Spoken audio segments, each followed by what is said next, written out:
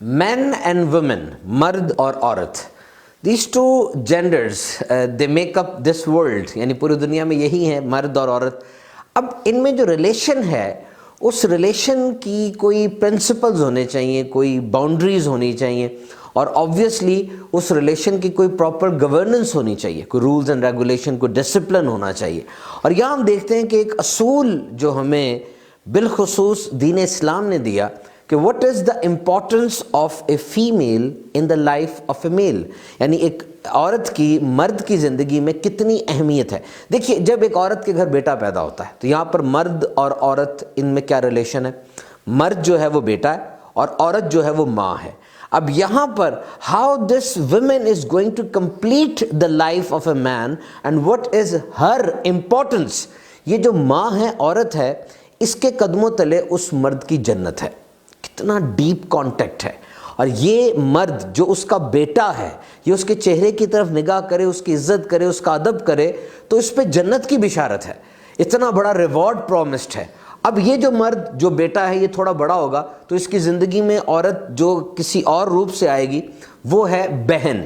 اب یہاں پر یہ بہن اپنے بھائی کے لیے کتنا منافع بخش ہے, کتنا اس کو فائدہ دے رہی ہے کہ اگر وہ اپنی بہن کی کفالت کرتا ہے, اس کا خیال رکھتا ہے, اس کی پرورش کرتا ہے تو اس پر اسے صدقے کا ثواب ہے اور اس پر بھی اس کو اللہ تعالیٰ کی رضامندی ملے گی. اب یہ مرد اور بڑا ہوتا ہے تو عورت اس کے زندگی میں اور ایک روپ سے آ رہی ہے اور وہ ہے اس کی بیوی, اس کی زوجہ. تو یہاں پہلے فرمایا گیا کہ جس نے نکاح کیا اس نے اپنا آدھا ایمان بچا لیا. Now how important is that he is going to save and procure and secure half of his belief, اور باقی آدھے کے بارے میں وہ اللہ سے ڈرے. اب یہاں پر اپنی بیوی کو مسکرا کے دیکھ رہا ہے, اس کے منہ میں نوالا ڈال رہا ہے تو یہ بھی اس کے لیے صدقہ ہے. تو how he is depending upon her, اور وہ اس کی بیوی اس کے ساتھ مل کر اس کی انسیت بڑھتی ہے, اس کی لائف میں چینجنگز آتی ہیں. اور اب اس کے بعد عورت ایک اور روپ میں اس کی زندگی میں آ رہی ہے اور وہ ہے بیٹی.